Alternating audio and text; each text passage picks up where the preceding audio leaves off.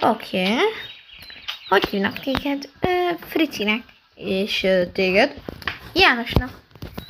Az jó. Hé, mutassak valamit, Frici? Persze, János. De akkor forduljon meglepetés.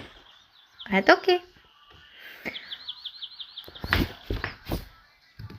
De mi lesz az?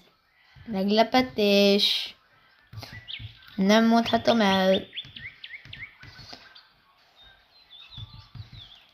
Oké. Oké. Megfordulhat. Hát oké. Ez János, ez mi? Mondtam, hogy nem kell félni. Akkor Fricinek hívlak? Nem! De csákány.